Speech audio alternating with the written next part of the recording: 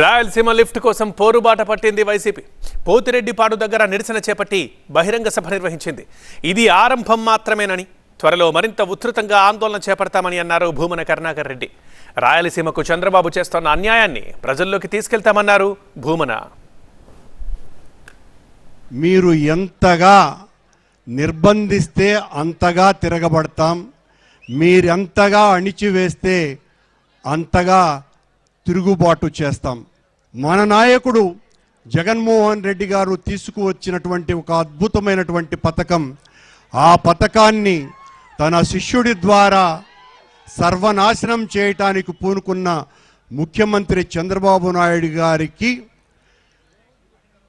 రాయలసీమ వాసుల ఆశయాల్ని తెలియచెప్పి Pothireddypadu head regulator యొక్క సామర్థ్యాన్ని పెంచినటువంటి జగన్మోహన్ రెడ్డి గారు ఈ రాయలసీమకు చేసినటువంటి ఒక అద్భుతమైనటువంటి మంచిని ప్రజలకు తెలియచెప్పటం ద్వారా సీమకు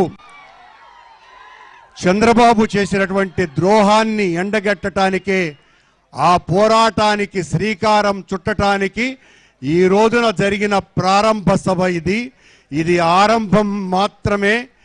ఇక చంద్రబాబు రాయలసీమ వాసుల ఆశలు ఆశయాలు అన్నీ నెరవేర్చేంత వరకు వైఎస్ఆర్ కాంగ్రెస్ పార్టీ పోరాడుతూనే ఉంటుంది.